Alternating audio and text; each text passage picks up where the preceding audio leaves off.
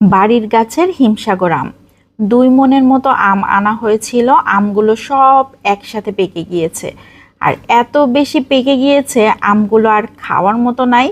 এজন্য ভাবলাম যে আমগুলোকে খুব ভালো করে খোসা ছাড়িয়ে তারপর সংরক্ষণ করি, যাতে সারা বছর জুড়ে খাওয়া যায়। তো আমের খোসাগুলোকে আমি ছাড়িয়ে একটা পাত্রে নিয়ে নিচ্ছি। এখানে কিন্তু অনেক আম রয়েছে। সবগুলো আমি একই রকমভাবে আমি খোসা ছাড়িয়ে নিব আর আমগুলোকে সংরক্ষণ করব সারা বছরের জন্য। এইভাবে যদি আম সংরক্ষণ করে রাখা যায় তাহলে সারা বছর জুড়ে কিন্তু খাওয়া যায়। যখন ইচ্ছা হয় তখন বের করেই এই আমের জুসগুলো দিয়ে অনেক কিছুই তৈরি করা যায়, আবার এমনিতেও কিন্তু খাওয়া যায়। সবগুলোই রেডি হয়ে গিয়েছে। আমি ব্লেন্ড করে নিয়েছি খুব সুন্দরভাবে আর এইভাবে বোতলে ভরে নিয়েছি। এখন ডিপ ফ্রিজে রেখে সংরক্ষণ করব। সারা বছর জুড়েই কিন্তু খাওয়া যাবে। খুবই মজার।